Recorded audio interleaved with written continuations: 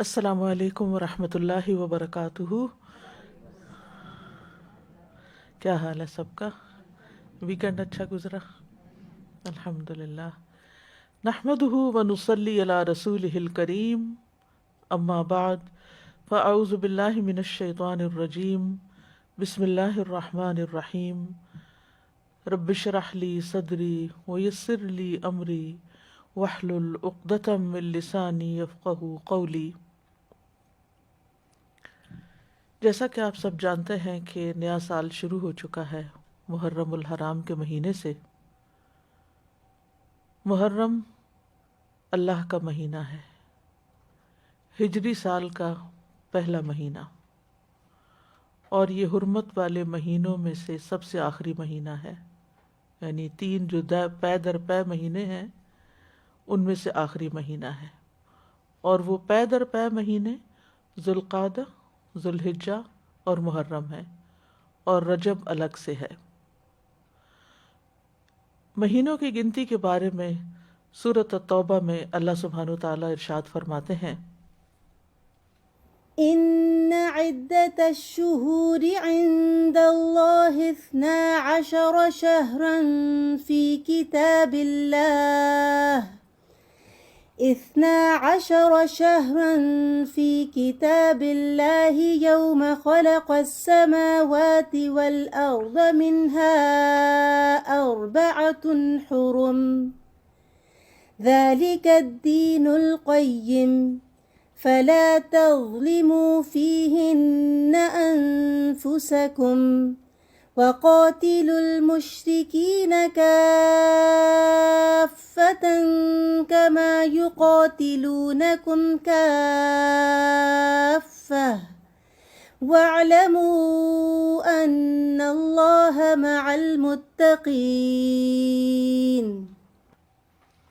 بے شک مہینوں کی گنتی اللہ کے نزدیک اللہ کی کتاب میں 12 مہینے ہے۔ جس دن اس نے آسمان اور زمین کو پیدا کیا، یعنی اس دن سے اللہ نے 12 مہینے بنائے۔ منہا 4 حرم، ان میں سے 4 حرمت والے ہیں، اور ان مہینوں میں خاص طور پر اپنی جانوں پر ظلم نہ کرو، اس کا حکم دیا گیا۔ صحیح بخاری میں بھی آتا ہے، ابو بکرہ کی روایت ہے کہ نبی صلی اللہ علیہ وسلم نے فرمایا، زمانہ گھومتا ہوا اپنی اصلی حالت پر آ گیا ہے جس دن اللہ نے آسمانوں اور زمینوں کو پیدا کیا تھا، کیونکہ عربوں نے مہینوں کی گنتی میں بہت کچھ تبدیلیاں کر دی تھیں۔ کبھی کسی سال میں مہینہ بڑھا دیا، کبھی گھٹا دیا، تو وقت اپنی اصل پہ نہیں رہا تھا۔ لیکن جس سال نبی صلی اللہ علیہ وسلم نے حج کیا، اس موقع پر یہ فرمایا کہ یہ حج اپنے اصلی صحیح وقت پر اور صحیح تاریخ کے مطابق ہوا ہے۔ فرمایا زمانہ گھومتا ہوا اپنی اصلی حالت پر آ گیا ہے جس دن اللہ نے آسمانوں اور زمینوں کو پیدا کیا تھا۔ سال 12 مہینوں کا ہے، جن میں 4 مہینے حرمت والے ہیں، 3 تو مسلسل ہیں، یعنی ذوالقعدہ، ذوالحجہ اور محرم، اور ایک رجب مضر جو جمادہ اور شعبان کے درمیان میں ہے۔ تو یہ 4 مہینے جو ہیں یہ حرمت والے ہیں، اور ان کی حرمت میں سب سے اہم چیز یہ ہے کہ انسان حرام کاموں سے بچے۔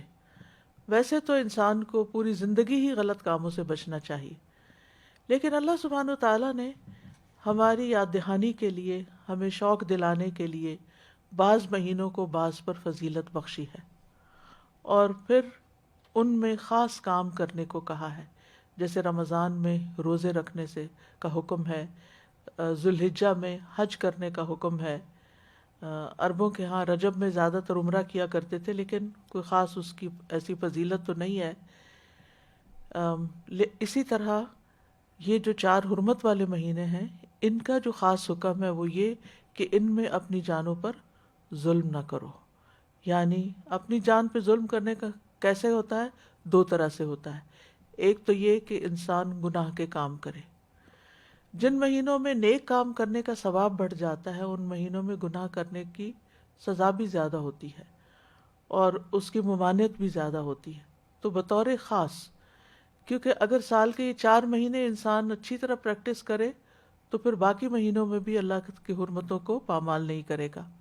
اور دوسرا یہ کہ انسان کسی دوسرے پر بھی ظلم نہ کرے، کیونکہ جب انسان دوسرے پر ظلم کرتا ہے تو وہ دراصل اپنے اوپر کرتا ہے، جیسا کہ انسان دوسرے کے ساتھ احسان کرتا ہے تو وہ دراصل اپنے اوپر کرتا ہے۔ قرآن مجید میں آتا ہے ان احسنتم احسنتم لانفسکم، اگر تم نے نیکی کی، احسان کیا تو اپنی جان پر کیا۔ یعنی بظاہر ایسا لگتا ہے کہ جیسے انسان دوسرے کو فیور دے رہا ہے، لیکن حقیقت میں وہ اس کے اپنے لیے ہی بہتر ہوتا ہے۔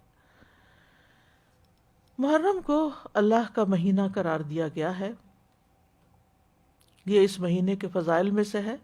نبی صلی اللہ علیہ وسلم نے اس کے بارے میں فرمایا، ان ابی ہریرہ رضی اللہ عنہ قال قال رسول اللہ صلی اللہ علیہ وسلم افضل الصیام بعد رمضان شہر اللہ المحرم۔ یہ صحیح مسلم کی روایت ہے۔ ابو ہریرہ رضی اللہ عنہ کہتے ہیں کہ رسول اللہ صلی اللہ علیہ وسلم نے فرمایا، رمضان کے بعد سب سے افضل روزے اللہ کے مہینے محرم کے ہیں، یعنی اس مہینے میں خاص طور پر روزے رکھنے کا اہتمام کرنا چاہیے، یعنی یہ اس کی خاص عبادت ہے۔ اس مہینے کو شہر اللہ المحرم کہہ کر شرف دیا گیا ہے، یعنی اللہ تعالیٰ نے اس کو اپنی طرف منسوب کیا کہ یہ اللہ کا مہینہ ہے۔ اس سے اس مہینے کے شرف اور فضیلت پر دلیل ملتی ہے۔ اللہ سبحانہ وتعالیٰ اپنی خاص خاص مخلوقات کو اپنی طرف منسوب کرتا ہے، جیسے اللہ سبحانہ وتعالیٰ نے محمد صلی اللہ علیہ وسلم کو، ابراہیم علیہ السلام کو، اسحاق علیہ السلام کو، یعقوب علیہ السلام کو اور دیگر انبیاء کو اپنی عبودیت کی طرف منسوب کیا ہے کہ یہ اللہ کے بندے ہیں، ان کو اپنا بندہ قرار دیا ہے۔ اسی طرح خانہ کعبہ کو اللہ تعالیٰ نے بیت اللہ کہا ہے، اللہ کا گھر۔ اسی طرح قوم سمود کی اونٹنی کو اللہ تعالیٰ نے ناقۃ اللہ کہا، اللہ کی اونٹنی۔ تو جس چیز کو اللہ تعالیٰ اپنی طرف منسوب کرے وہ اس کی خاص عزت اور تشریف کی وجہ سے ہوتا ہے، یعنی اس کی خاص امپورٹنس کی وجہ سے ہوتا ہے۔ اگرچہ حرمت والے مہینے 4 ہیں، لیکن ان میں سے سب سے افضل، ان چاروں میں سے پھر افضل جو ہے وہ محرم ہے۔ حسن بصری رحمۃ اللہ علیہ کہتے ہیں کہ حرمت کے مہینوں میں سے بھی سب سے افضل مہینہ محرم کا ہے۔ اگر دیکھا جائے تو سال کا آغاز اور اختتام دونوں ہی حرمت والے مہینوں سے ہوتے ہیں۔ حسن بصری کہتے ہیں کہ اللہ نے سال کو حرمت والے مہینے سے شروع کیا، یعنی محرم سے شروع کیا، اور سال کا اختتام بھی حرمت والے مہینے کے ساتھ کیا، یعنی ذوالحجہ کے ساتھ۔ اور پھر اللہ کے نزدیک ہجری سال میں رمضان کے بعد محرم سے زیادہ اور کوئی مہینہ عظمت والا نہیں۔ تو اس سے آپ اندازہ لگا سکتے ہیں کہ اس مہینے کی کتنی فضیلت ہے۔ اور محرم میں سے بھی پہلے 10 دن زیادہ فضیلت کے ہیں۔ سلف صالحین 3 عشروں کی تعظیم کیا کرتے تھے۔ ابو عثمان نہدی رحمہ اللہ کہتے ہیں کہ سلف صالحین 3 عشروں کی تعظیم کرتے تھے: رمضان کے آخری 10 دن، ذوالحجہ کے پہلے 10 دن، اور ماہ محرم کے پہلے 10 دن۔ یعنی یہ 3 جیسے دھاکے جن کو کہتے ہیں، یعنی 10 دن پر مشتمل دن، یہ باقی دنوں کی نسبت زیادہ اہمیت کے حامل ہیں۔ حرمت والے مہینوں میں خاص طور پر ظلم کی ممانعت ہے۔ اللہ سبحانہ تعالیٰ نے ان مہینوں میں جان پر ظلم کرنے سے منع کیا، فرمایا فَلَا تَظْلِمُوا فِيهِنَّ أَنفُسَكُمْ۔ لہٰذا ان مہینوں میں خاص طور پر اس چیز کا اہتمام کرنا ضروری ہے، یعنی حرمت والے مہینوں میں ظلم کی سنگینی کا ذکر ہے، یعنی اس میں ظلم کرنا، کسی بھی انسان پر، کسی جاندار پر، کسی بھی چیز پر کسی کا بھی حق نہ دینا، یہ زیادہ بڑا گناہ ہے، یعنی دوسرے مہینوں کی نسبت۔ اگرچہ سارا سال ہی منع ہے، ہر حال میں ہی ظلم سنگین ہوتا ہے، لیکن ان مہینوں میں بطور خاص منع کیا گیا ہے۔ پھر ایک اور بات یہ ہے کہ محرم کے مہینے میں خاص عبادت جو ہے وہ روزے رکھنے کی ہے. تو اس مہینے میں اللہ کی توفیق سے اگر ممکن ہو تو کثرت سے روزے رکھنا مستحب ہے. روزوں کے اعتبار سے رمضان کے بعد سب سے افضل مہینہ ہے. صحیح مسلم کی روایت ہے، ابو ہریرہ کہتے ہیں کہ رسول اللہ صلی اللہ علیہ وسلم نے فرمایا، رمضان کے بعد سب سے افضل روزے اللہ کے مہینے محرم کے ہیں. ابن رجب کہتے ہیں کہ یہ حدیث اس معنی میں واضح اور صریح ہے کہ رمضان کے بعد نفلی روزوں میں افضل ترین روزے اللہ کے مہینے محرم کے روزے ہیں، اور یہ سب نفلی روزے ہیں. فرض روزوں سے پہلے محرم میں روزے رکھے جاتے تھے، پھر جب فرض روزے رمضان میں ہو گئے تو پھر محرم کے روزے جو ہیں وہ نفلی ہو گئے. نبی صلی اللہ علیہ وسلم صرف شعبان میں کثرت سے روزے رکھتے تھے.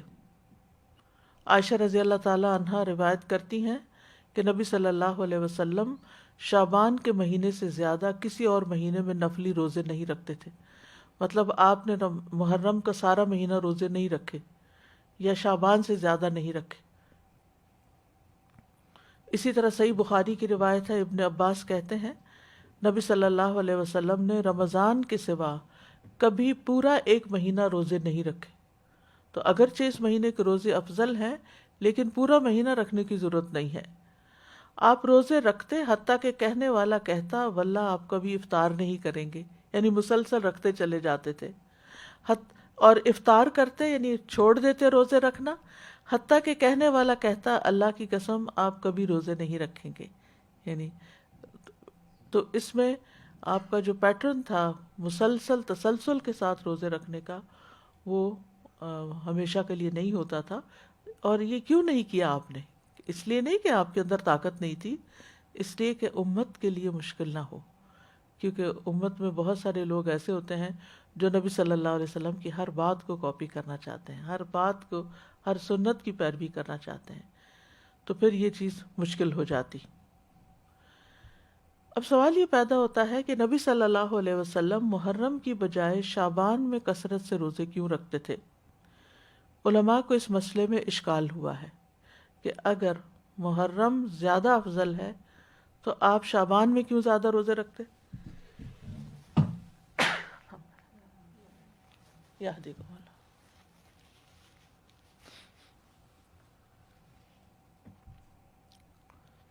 کہ آپ نے صراحت کے ساتھ یہ فرمایا کہ ماہ محرم کے روزے جو ہیں وہ افضل ہیں، تو اس میں بعض علماء یہ کہتے ہیں کہ شاید آپ کو محرم کی فضیلت کا علم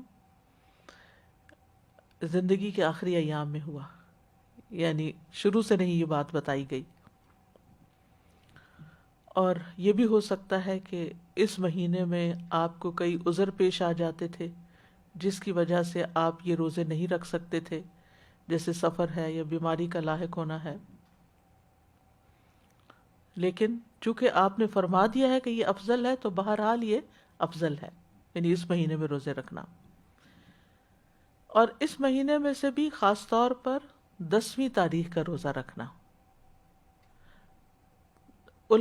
جمہور علماء کے نزدیک عاشورہ محرم کا 10واں دن ہے، اور اس دن روزہ رکھنا جو ہے وہ مستحب ہے. اور عاشورہ ایک اسلامی نام ہے، جاہلیت میں یہ نام معلوم نہیں تھا، کوئی اسے جانتا نہ تھا، یعنی اس وقت 10 محرم کو عاشورہ نہیں کہتے تھے. تو عاشورہ کا روزہ جو ہے یہ مستحب ہے اور اس کی بہت فضیلت ہے. صحیح مسلم میں آتا ہے رسول اللہ صلی اللہ علیہ وسلم نے فرمایا، اور یوم عاشورہ کا روزہ میں امید رکھتا ہوں کہ پچھلے سال کے گناہوں کا کفارہ بن جائے گا. پچھلے سال کے گناہوں کا کفارہ بن جائے گا. ان یکفر السنۃ التی قبلہ.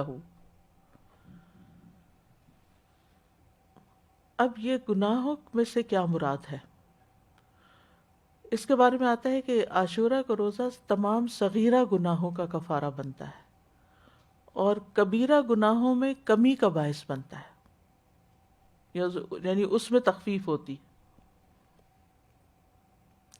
کبیرہ گناہوں کا کفارہ نہیں بنتا.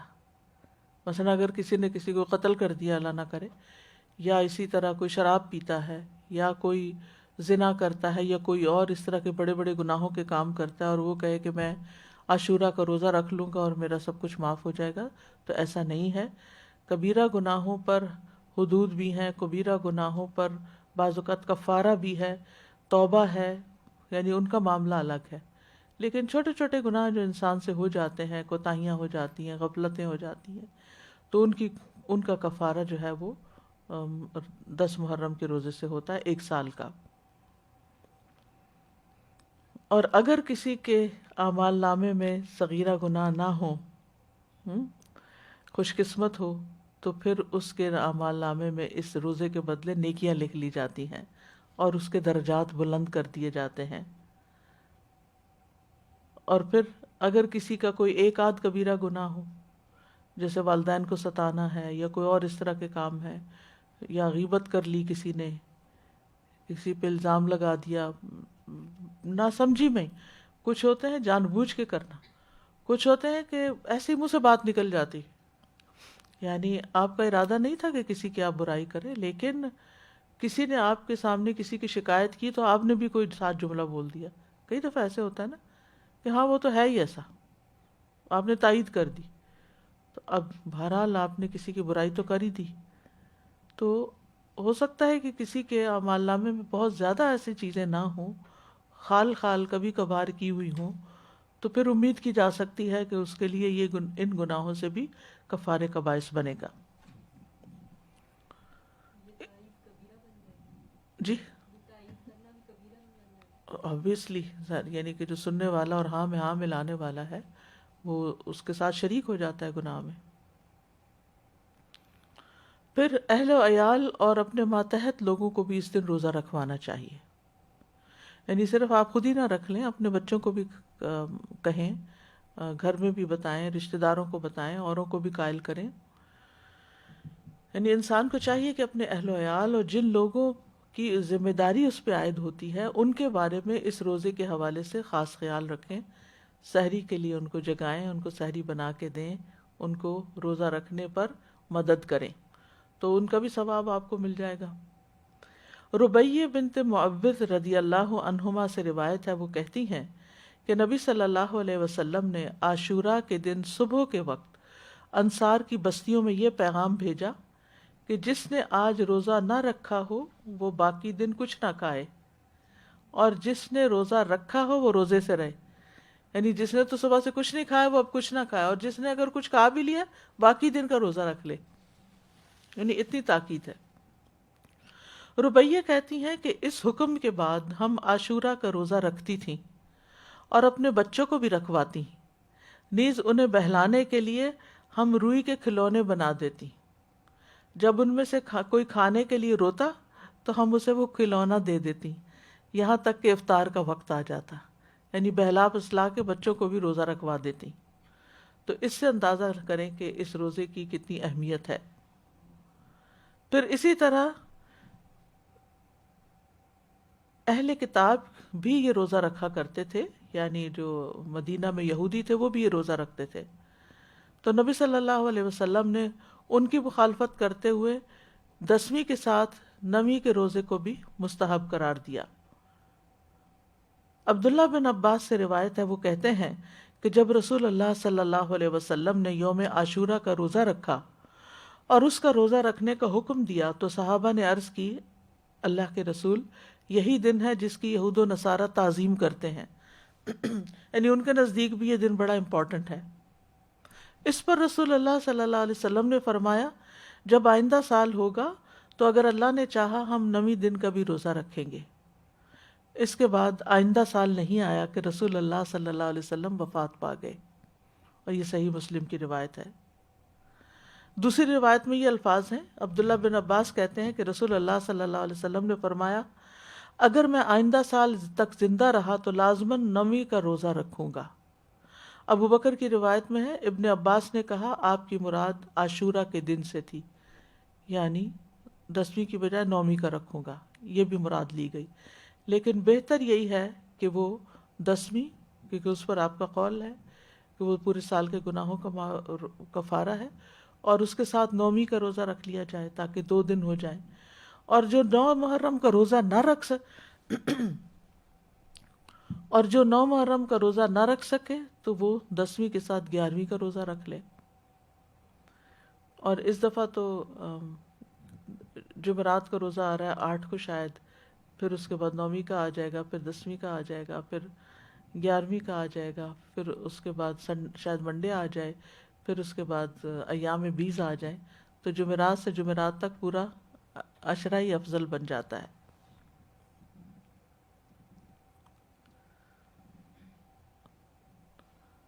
اور اسی طرح چاند کی تاریخ میں غلطی کا اندیشہ ہو تو 3 دن روزہ رکھ لیں، 9، 10، 11 کو رکھ لیں.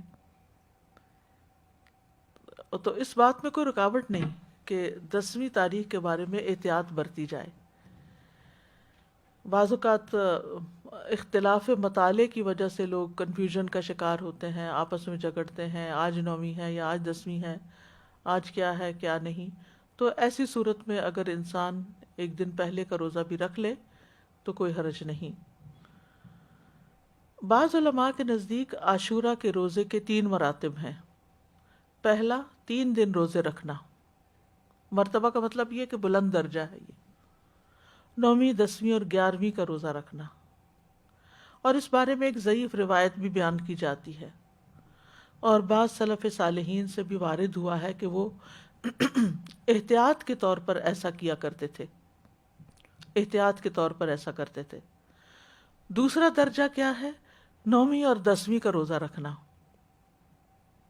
اکثر احادیث اس کی تائید کرتی ہیں، اور اسی کے بارے میں سنت وارد ہوئی، جیسے میں نے پہلے حدیث بتائی آپ کو. اور تیسرا ہے صرف 10ویں کا روزہ رکھنا، اور ایسا کرنا جائز ہے، مکروہ نہیں ہے. ٹھیک ہے، سوری.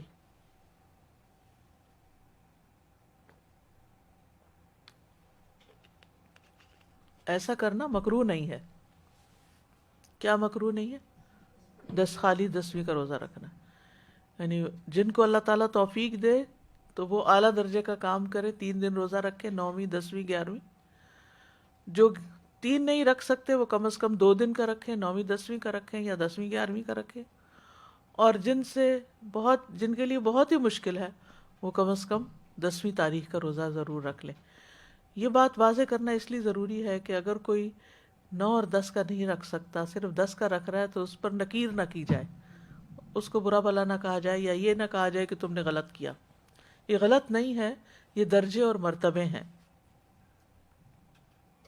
اسی طرح 10 محرم اگر جمعہ یا ہفتہ کو آ رہی ہو تو اس ایک دن کا روزہ رکھنا بھی جائز ہے. خالی جمعے کو اکیلا کر کے روزہ رکھنا عام طور پر پسندیدہ نہیں، لیکن اگر محرم کا روزہ اس تاریخ کو آ رہا ہے، عاشورہ کا روزہ، تو پھر جمعے کے دن بھی رکھا جا سکتا ہے. پھر اسی طرح اگر فرض روزوں کی قضا باقی ہو تو بھی عاشورہ کے روزے جو ہیں ان میں نفل کے ساتھ اس قضا کی نیت بھی کی جا سکتی ہے. یعنی جس پر رمضان کے دنوں کی قضا لازم ہو تو اس کے لیے بھی 10ویں محرم کا روزہ نفلی روزے کی نیت سے رکھنا منع نہیں. ٹھیک ہے، یعنی 2 جمع نہیں کرے گا نیت. سوری، جو میں شاید بات غلط کر گئی ہوں. یعنی مطلب کیا ہے کہ عموماً یہ کہا جاتا ہے نا کہ اگر آپ کے اوپر فرض روزے ہیں تو پہلے وہ پورے کریں پھر نفل پہ آئیں. لیکن اس روزے کی فضیلت کی وجہ سے آپ اس دن کا روزہ رکھ لیں، پھر اس کے بعد باقی قضا پوری کرتے رہیں. یہ مطلب.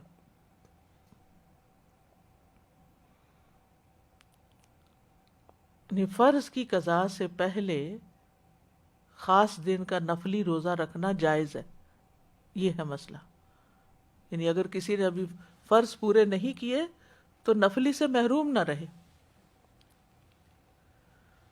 یعنی یہ روزہ اس لیے رکھنا چاہیے کہ یہ خاص دن کا روزہ ہے، جبکہ رمضان کے روزوں کی قضا کی جو مدت ہے اس میں بہت وسعت ہے، اس کی بریکٹ بڑی ہے. بعض علماء کے نزدیک عاشورہ کے روزے کو فرض کی نیت سے رکھا جا سکتا ہے، یعنی قضا بھی رکھی جا سکتی ہے. یعنی 9ویں 10ویں کا اگر وہ قضا کے اس میں رکھ سکتا ہے، لیکن یہ بعض کا بعض کی رائے ہے، وہ کہتے کہ قضا صحیح ہوگی اور ساتھ ہی 10ویں تاریخ کو روزہ رکھنے کا ثواب بھی ہو جائے گا۔ یہ شیخ ابن عثیمین کا فتویٰ ہے، ان کے خیال میں ایسا کیا جا سکتا ہے، لیکن افضل یہی ہے کہ عاشورہ کا روزہ نفل نیت سے ہی رکھا جائے، فرض کو اس میں مکس نہ کیا جائے، اور 10ویں کے علاوہ جو باقی دن ہیں ان میں اپنے قضا روزے ادا کر لے انسان۔ لیکن 9 اور 11 کا روزہ قضا کی نیت سے رکھنا جائز ہے، سمجھ گئے؟ یعنی 10ویں کا روزہ قضا کی نیت سے نہ رکھے، لیکن 9ویں اور 11ویں کا رکھ لے، کیونکہ 9ویں اور 11ویں کے روزے کی کوئی خاص فضیلت نہیں بتائی گئی۔ پھر اسی طرح حالت سفر میں اگرچہ روزہ رکھنا منع ہے، لیکن اگر مشقت نہ ہو تو عاشورہ کا روزہ سفر میں بھی رکھا جا سکتا ہے، یعنی اگر آپ ٹریول کر رہے ہیں تو بھی آپ روزہ رکھ سکتے ہیں، لیکن حائضہ اور نفاس والی عورت کے لیے عاشورہ کا روزہ رکھنا منع ہے، جیسے رمضان کے روزے رکھنا منع ہے۔ رمضان کے روزوں کی قضا ہے، لیکن عاشورہ کے روزے کی قضا نہیں ہے، یعنی اگر کسی خاتون سے عاشورہ کا روزہ چھٹ گیا ہے شرعی عذر کی وجہ سے، پیریڈز کی وجہ سے یا نفاس کی وجہ سے، تو ایسی صورت میں اس کو کسی اور دن محرم کے عاشورہ کا روزہ رکھنے کی ضرورت نہیں ہے، وہ الگ، ویسے محرم کے روزے ویسے ہی افضل ہیں تو وہ روزہ رکھ لے۔ ابو موسیٰ سے روایت ہے، وہ کہتے ہیں رسول اللہ صلی اللہ علیہ وسلم نے فرمایا، جب آدمی بیمار ہوتا ہے یا سفر کرتا ہے تو وہ جس قدر عبادات بحالت اقامت اور دوران صحت میں کرتا تھا اس کے لیے وہ سب لکھ دی جاتی ہیں۔ یعنی اگر کوئی شخص، ایک خاتون ہے، ہر سال روزہ رکھتی ہیں عاشورہ کا، لیکن اس سال وہ شرعی عذر کی وجہ سے نہیں رکھ سکتی، تو بعض اوقات پریشان ہونے لگتے ہیں، کمپلینٹ کرنے لگتے ہیں، کیا بنے گا، کیا ہو گیا، یہ کیوں ہو گیا، وہ کیوں ہو گیا۔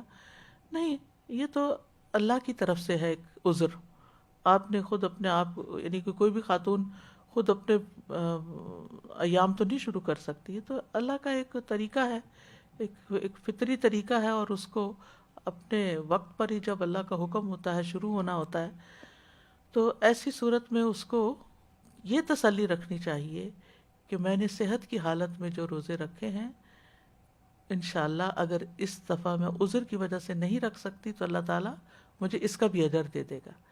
اس سے ایک بات یہ پتہ چلتی ہے کہ صحت کی حالت میں انسان کو جتنی نیکیاں ہو سکے کر لینی چاہیے، تاکہ بیماری کے دنوں میں ان کا اجر لکھا جاتا رہے۔ یعنی انسان کو صحت کی حالت میں نیکیوں کا حریص ہونا چاہیے، اپنے معمولات بنانے چاہیے، یہ نہیں ہیپیزرلی کبھی کچھ کر لیا کبھی کچھ کر لیا، نہیں، جیسے انسان کوشش کر کے جیسے تہجد کی عادت ڈالے، صلاۃ الضحیٰ کی عادت ڈالے، دن میں اذکار کرنے کی عادت ڈالے، اپنی تلاوت کی عادت ڈالے، یعنی ہر روز ایک مخصوص حصہ جو ہے ورد یومی جس کو کہتے ہیں، وہ ہر صورت اپنا ادا کرنے کی کوشش کرے، نمازوں کے بعد کی سنتوں کی پابندی کرے۔ تو پھر اگر وہ بیمار ہو جاتا ہے اور بیٹھ کے نماز پڑھ رہا ہے اور اشاروں سے پڑھ رہا ہے، تو انشاءاللہ جو وہ اپنی صحت کے دنوں میں جیسے وہ پڑھا کرتا تھا اس کے مطابق اس کو اجر مل جائے گا۔ تو صحت کو بیماری سے پہلے غنیمت جانے اور اس میں اچھی عادتیں اپنائیں، دینی اعتبار سے بھی سستی نہ کریں کہ انسان اور کاموں میں لگا رہے اور نمازوں کی پرواہ نہ کرے یا عبادات کو سے غافل رہے اور صرف دنیا کے پیچھے بھاگتا رہے۔ نہیں، عام دنوں میں، صحت کے دنوں میں انسان پابندی کرے تاکہ اس کا اجر محفوظ ہو جائے، کیونکہ اگر کوئی زندہ رہتا ہے تو بڑھاپا تو آنا ہی آنا ہے، اور بڑھاپے کی کمزوریاں بھی لاحق ہونی ہے۔ یہ الگ بات ہے کہ کچھ لوگوں کو اللہ سبحانہ وتعالیٰ ایسی توفیق دیتا ہے کہ وہ بڑھاپے میں بھی اپنی عبادت جاری رکھتے ہیں، بلکہ وہ جوانی سے بھی زیادہ اس میں عبادت کرتے ہیں کہ اب فرصت ہو گئی، فراغت ہو گئی، اور یہ اللہ ہی کی توفیق سے ہوتا ہے۔ تو عام دنوں میں جو کی جانے والی عبادت ہے اس کو انسان شوق سے کرے، پابندی کے ساتھ کرے، چھوٹی چھوٹی باتوں پر ان چیزوں کو چھوڑ نہ دے۔ عاشورہ کا روزہ پہلے فرض تھا، بعد میں اس کی فرضیت منسوخ ہو گئی تھی، مستحب ہو گیا تھا۔ حضرت عائشہ کہتی ہیں کہ رمضان کے روزے فرض کیے جانے سے پہلے رسول اللہ صلی اللہ علیہ وسلم عاشورہ کے روزے کا حکم دیا کرتے تھے۔ اس کے بعد جب رمضان کا مہینہ فرض کر دیا گیا تو جو چاہتا عاشورہ کے دن روزہ رکھ لیتا اور جو چاہتا نہ رکھتا۔ نبی صلی اللہ علیہ وسلم نے اس دن کو روزہ رکھنے کو پسند کیا، اسی لیے اس کو مستحب کہا جاتا ہے، پسندیدہ۔ معاویہ بن ابی سفیان کہتے ہیں میں نے رسول اللہ صلی اللہ علیہ وسلم سے اس دن کے بارے میں سنا، آپ فرما رہے تھے یہ عاشورہ کا دن ہے، اللہ نے تم پر اس کا روزہ فرض نہیں کیا، میں روزے سے ہوں، تم میں سے جو اس کا روزہ رکھنا پسند کرے وہ روزہ رکھے اور جو روزہ نہ رکھنا چاہے وہ نہ رکھے، یعنی نفلی روزہ ہے، اس لیے اگر کوئی نہیں رکھنا چاہتا تو میں اس کو پابند نہیں کرتا۔ تو فرض فرض ہے اور نفل نفل ہے، لیکن آپ جانتے ہیں کہ نوافل کے ادا کرنے سے بھی انسان اللہ کی محبت پاتا ہے۔ پھر ایک اور روایت کے مطابق آپ نے اس دن روزہ رکھنے کے بارے میں لوگوں کو اختیار دیا تھا۔ صحیح مسلم میں ہے، عبداللہ ابن عمر رضی اللہ عنہ سے روایت ہے کہ اہل جاہلیت عاشورہ کے دن کا روزہ رکھتے تھے اور رسول اللہ صلی اللہ علیہ وسلم اور مسلمانوں نے بھی رمضان کی فرضیت سے پہلے اس کا روزہ رکھا۔ اس کے بعد رمضان فرض کر دیا گیا تو رسول اللہ صلی اللہ علیہ وسلم نے فرمایا عاشورہ بھی اللہ کے دنوں میں سے ایک دن ہے، جو چاہے اس کا روزہ رکھ لے اور جو چاہے چھوڑ دے۔ لیکن یہ یاد رکھیے کہ عرفہ کا روزہ عاشورہ کے روزے سے افضل ہے۔ ابھی پچھلے مہینے جو عرفہ کا روزہ رکھا گیا تھا، 9 تاریخ کا روزہ، وہ 2 سال کے گناہوں کا کفارہ ہے، جبکہ محرم کا روزہ جو ہے وہ 1 سال کے گناہوں کا کفارہ ہے۔ اس کی حکمت کے بارے میں کہا جاتا ہے کہ 10ویں محرم کا روزہ موسیٰ علیہ السلام کی طرف منسوب ہے اور عرفہ کا روزہ نبی صلی اللہ علیہ وسلم کی طرف منسوب ہے۔ جیسا کہ آپ جانتے ہیں کہ موسیٰ علیہ السلام کو اللہ تعالیٰ نے اس دن فرعون سے نجات دی تھی جب وہ سمندر پار کر آئے تھے اب بنی اسرائیل کے ساتھ، تو اس کے لیے شکرانے کے طور پر بنی اسرائیل اس کا روزہ رکھا کرتے تھے۔ اور یہ ہماری شریعت کے خصائص میں سے ہے کہ نبی صلی اللہ علیہ وسلم کی طرف جو چیز منسوب ہو، آپ کی برکت کی وجہ سے اس کا اجر زیادہ کر دیا جاتا ہے۔ ویسے بھی اس امت کے اجر باقی امتوں کے مقابلے میں زیادہ ہیں۔ اسی طرح کچھ اور وجوہات بھی بتائی گئی ہیں، اور وہ یہ کہا جاتا ہے کہ عرفہ کا دن جو ہے وہ حرمت کے مہینوں میں سے درمیانی مہینے میں، اس سے پہلے بھی حرمت والا مہینہ، اس کے بعد بھی، یہ ایک رائے ہے۔ ایک قول یہ ہے کہ 10ویں محرم کو اللہ نے موسیٰ علیہ السلام پر اپنی نعمت کو مکمل کیا، انہیں ان کے دشمن سے نجات دی، اور عرفہ کے دن اللہ نے اپنے رسول محمد صلی اللہ علیہ وسلم پر رسالت مکمل کر کے ان پہ انعام فرمایا۔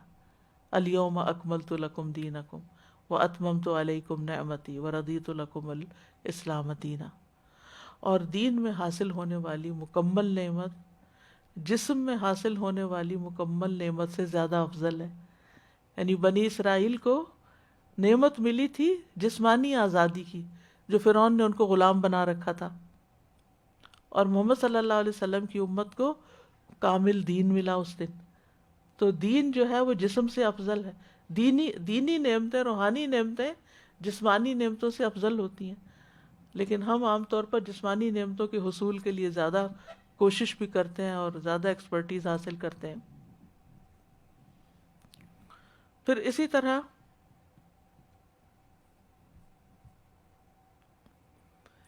اس مہینے کے روزے ہوں یا عرفہ کا روزہ ہو یا رمضان کا روزہ ہو،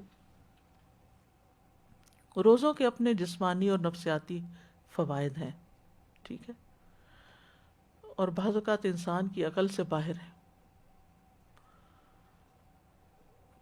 کوشش ہمیں یہی کرنی چاہیے کہ کوئی مہینہ ایسا نہ گزرے کہ جس میں ہم کم از کم 1 روزہ نہ رکھیں یا 3 دن کے روزے نہ رکھیں، کیونکہ ہر مہینے میں 3 دن کے روزے جو ہیں وہ سینے کا وحر دور کرتے ہیں۔ سنن نسائی کی روایت ہے، عمرو بن شرحبیل سے نبی صلی اللہ علیہ وسلم سے کہا گیا کہ ایک آدمی ہمیشہ روزے رکھتا ہے. آپ نے فرمایا کاش وہ کبھی کھانا نہ کھاتا اور مر جاتا. یعنی پسند نہیں کیا نا آپ نے اس بات کو. لوگوں نے عرض کیا 2/3 دنوں کے روزے کیسے ہیں؟ 2/3 یعنی ایک مہینے کا 2/3. آپ نے فرمایا یہ بھی بہت زیادہ ہے. انہوں نے کہا نصف دنوں کے. آپ نے فرمایا یہ بھی زیادہ ہے. 2/3 نے 20 دن روزے اور 1/3 ہیں 10 دن کے روزے. پھر فرمایا میں تمہیں وہ روزے نہ بتاؤں جو سینے کا کینہ دل کے مفاسد دور کرنے کے لیے کافی ہیں. ہر ماہ میں 3 دن کے روزے. تو ہر ماہ میں 3 دن کے روزے ایام 20 کے روزے ہو سکتے ہیں، یا آپ سوموار جمعرات میں سے کوئی ہر ہفتے ایک کر کے، یعنی ویسے تو 4 ہفتے بنتے ہیں لیکن 3 ہفتے لے لیجئے اور ایک روزہ ان دنوں میں سے کسی دن رکھ لیجئے. ہر مہینے کے 3 روزوں کا جو اجر ہے وہ بہت زیادہ ہے. زمانے بھر کے روزوں کا اجر لکھا جاتا ہے. یعنی ایک روزہ 10 کے برابر ہے، 10 دن کا. یعنی پورے عشرے میں، یعنی مہینے میں 3 عشرے ہوتے ہیں نا، تو آپ نے 3 روزے رکھے تو وہ 3 عشروں کے برابر ہو گئے. تو سارا سال آپ ایسا کر رہے ہیں تو گویا آپ اپنا پوری زندگی روزے سے ہی ہیں. پھر یہ کہ نفس سے شیطان کے وسوسے کو ختم کرتا ہے. سبحان اللہ. روزہ جو ہے یہ وحر دور کرتا ہے. یہ جو وسوسے ہمیں ستاتے ہیں نا، کہ بعض اوقات نعوذ باللہ اللہ تعالیٰ کے بارے میں کوئی ایسی بات ذہن میں ڈال دیتا ہے، کوئی رسول اللہ صلی اللہ علیہ وسلم کے بارے میں، دین کے بارے میں، قرآن کے بارے میں، انسانوں کے بارے میں. شیطان کا تو کام ہی وسوسے ڈالنا ہے. من شر الوسواس الخناس الذی یوسوس فی صدور الناس من الجنۃ والناس. تو روزہ رکھنے سے شیطان کے وسوسوں سے نجات ملتی ہے. شیطان جسم میں خون کی طرح دوڑتا ہے، تو جب ہم زیادہ پانی پیتے ہیں، ہماری سرکولیشن زیادہ ہوتی ہے تو اس کی بھی ایکٹیویٹی زیادہ ہوتی ہے. اور جب ہم روزہ رکھتے ہیں تو وہ رگیں تنگ ہوتی ہیں اور شیطان کو تنگی ہوتی ہے، تو وہ اپنا کام بہتر طور پہ نہیں کر سکتا. پھر اسی طرح یہ بھی آتا ہے کہ یہ روزے دار کے دل کو کینے اور عداوت سے پاک کر، بغض سے پاک کر دیتے ہیں. بعض اوقات انسان اپنے آپ سے ہی پریشان اور تنگ ہوتا ہے کہ کچھ لوگوں کے بارے میں اس کے دل میں جو غصہ یا غضب ہوتا ہے وہ نکلتا نہیں. اسی ہفتے ہم نے سورۃ محمد میں اللہ یخرج اللہ اضغانکم، زغن کی بات پڑھی اور زغن کی تعریف بھی پڑھی کہ ایسی نفرت جو انسان دل سے نہ نکال سکے، یعنی وہ دل کے اندر رہے. کسی انسان نے کبھی زندگی میں آپ سے کوئی زیادتی کر لی، انسان ہونے کے ناطے زیادہ ہی زیادتی کر لی، اب وہ آپ کو کبھی بھولتی نہیں، اور آپ بار بار اپنے آپ کو یہ یاد دلاتے ہیں میں تو اس کو کبھی بھول نہیں سکتی، اس کو میں نہیں بھول سکتی، یہ تو میرے حافظے سے جاتا ہی نہیں. اچھا پھر کیا ہوتا ہے؟ بیٹھے بیٹھے بھی اگر آپ کو وہ دکھ یاد آئے تو آپ رونا شروع کر دیتے ہیں اور آپ پریشان ہوتے ہیں. تو ایسے سارے بوجھ اتار دینے چاہیے دل سے، یعنی بجائے اس کے کہ انسان ان کو پالے اور غمگین رہے اور پریشان رہے، ہلکا پھلکا رہے. تو لیکن یہ اتنا آسان نہیں ہے. اس میں ایک تو یہ ہے کہ انسان اپنے آپ کو پازیٹیو سٹروکس دے کہ میں اس کو میں نے معاف کر دیا، میں معاف کر دوں گی، میں اپنے دل سے نکال دوں گی، مجھے اس سے کچھ لینا دینا نہیں، مجھے اس کا بدلہ نہیں لینا، میں اس کو معاف کر رہی ہوں، اللہ مجھے معاف کر دے، میں اپنے دل سے نکال رہی ہوں. یعنی باقاعدہ پھر وہ امیج بنتے ہیں کہ نکال دیا نکال دیا نکال دیا. اور اس میں مدد آپ کو روزے دیں گے، یعنی روزے آپ کو مدد دیں گے کہ آپ ان مصیبتوں سے باہر نکلیں. پھر یہ روزے دل کو نرم کرتے ہیں، سختی ختم کرتے ہیں، پریشانی اور کدورت کو دور کرتے ہیں، سینے کو خوشی سے بھر دیتے ہیں. یعنی انسان کے جسم کے اندر کچھ ہارمونز ایسے پروڈیوس ہوتے ہیں کہ جو اس کی تکلیف کو دور کرتے ہیں، نہ صرف جسمانی بلکہ اس کے ساتھ ساتھ پریشانی بھی دور ہوتی ہے. دل کے غم اور رنجیدہ ہونے کا مؤثر علاج ہے. یعنی جس کا دل اکثر غمگین رہتا ہو، اٹھتے بیٹھتے کبھی کسی کی یاد ستائے، کبھی کسی کا رویہ ستائے، تو اس کو یہ پریکٹس شروع کرنی چاہیے، یعنی روزے رکھنے چاہیے. اور اب تو بہت سی اس پہ تحقیقات بھی ہو چکی ہیں کہ بہت سے امراض کے لیے، جسمانی امراض کے لیے، فزیکل علاج کے لیے، یعنی فزیکل ایلمنٹس کے علاج کے لیے روزے جو ہیں یہ بہت فائدہ مند دیتے ہیں. لیکن خاص طور پر 3 روزے مہینے کے جو ہیں سینے کا وحر دور کرتے ہیں. وسوسہ، کینہ، عداوت، غصہ، کڑنا، جلنا، دل کی سختی، کدورت، یہ ساری چیزیں رفع دفع ہو جاتی ہیں ان روزوں کی برکت سے. امام سیوطی جو ہیں وہ نسائی کی شرح میں وحر الصدر جو ہے اس کے بارے میں کہتے ہیں کہ النہایہ ایک لغت کی کتاب ہے، اس کے مصنف کہتے ہیں یہ اس کا کینہ اور یعنی یہ کینے اور وسوسے سے وحر ہوتا ہے. ایک قول ہے یہ کینہ اور غصہ ہوتا ہے، ایک قول ہے کہ اس سے مراد عداوت ہے، ایک قول ہے اس سے مراد شدید ترین غصہ ہے. سندھی کہتے ہیں یہ روزے ان کیفیات کو ختم کر دیتے ہیں، یعنی وسوسوں وغیرہ کو ختم کر دیتے ہیں، کدورتوں اور سختیوں کو ختم کر دیتے ہیں. لیکن روزہ اللہ کی خوشنودی کے لیے رکھنا چاہیے، اس نیت سے نہیں رکھنا چاہیے کہ میرے سینے کا کینہ دور ہو جائے. یہ یاد رکھیے، عبادت ساری کی ساری اللہ کی رضا کے لیے ہونی چاہیے، ثواب حاصل کرنے کی نیت سے ہونی چاہیے. یعنی جو روزہ رکھنا چاہتا ہے اس کے لیے ضروری ہے کہ وہ خالص اللہ کی رضا اور ثواب طلب کرنے کی نیت سے روزہ رکھے. جو صرف بیماریوں کی شفا کے لیے روزہ رکھے گا یا وحر دور کرنے کے لیے روزہ رکھے گا تو وہ قبولیت کی شرط کو کھو دے گا، کیونکہ جو کام اللہ کے لیے نہ ہو وہ فائدہ نہیں دیتا.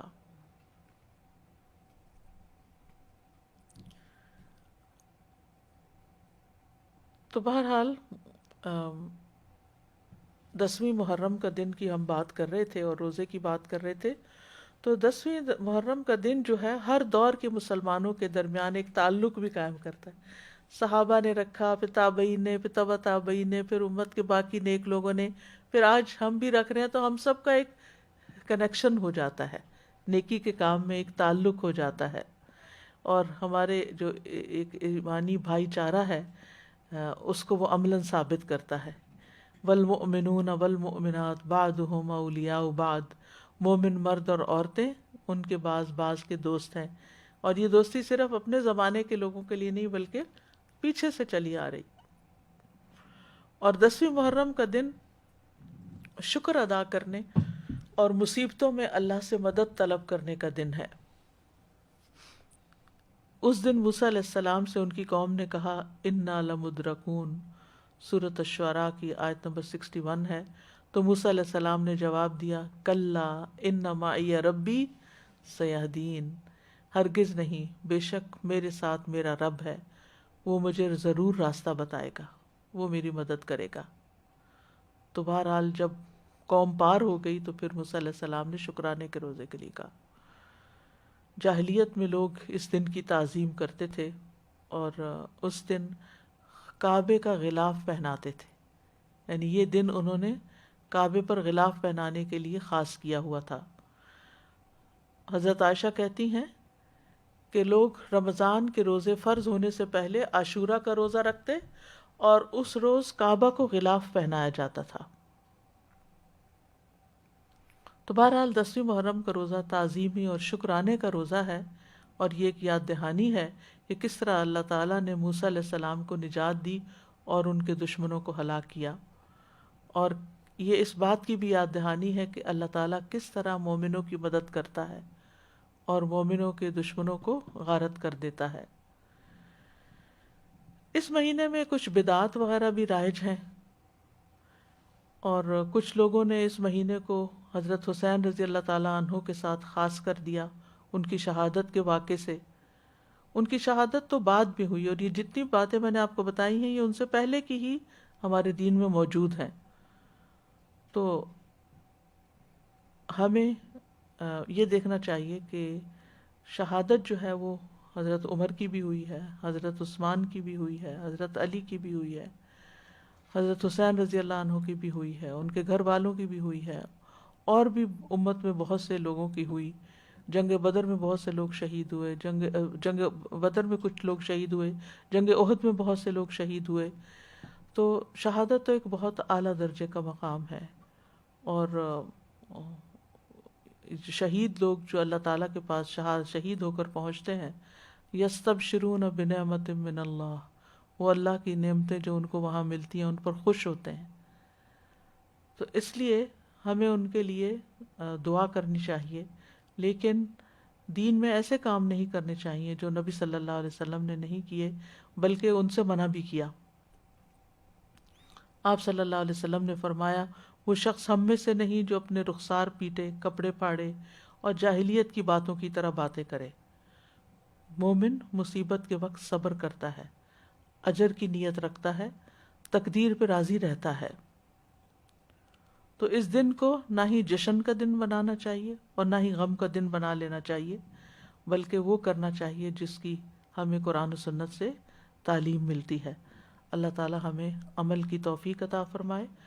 وآخر دعوانا ان الحمد للہ رب العالمین.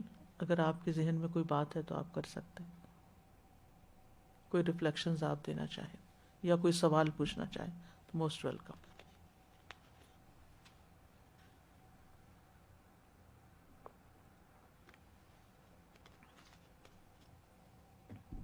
بس دعا ہے کہ اللہ تعالی ہمیں روزے رکھنے کی توفیق عطا فرما دے، کیونکہ واقعی یہ ایک بڑا جہاد ہے نفس کے خلاف، اور خاص طور پر جب انسان بیمار ہو جاتا ہے تو اس صورت میں اور بھی مشکل ہو جاتا ہے، اور جو عمر بڑھتی جاتی. لیکن اگر عادت پڑ جائے تو پھر انسان کے لیے آسان ہو جاتا ہے. السلام علیکم استاذہ. وعلیکم. Ustaza, if you know what you were saying that fasting should only be fasted for the sake of Allah, not for example, for health. But what about when we're told that a person should eat 7 days to protect themselves from sihr? Then do you keep the intention of something like that for health, or do you also do کیا that for روزہ Allah? رکھے سحر کے لیے؟ No, like ajwa days جب کھاتے ہیں. ہاں تو اجوا کھانا تو کھانا ہے نا. جب کوئی بھی ہم کھانا کھاتے ہیں تو وہ ایک عبادت تو نہیں ہوتی نا. Okay. ٹھیک ہے نا. So this is just for ibadah. ہاں عبادات. Okay. جزاک اللہ خیر.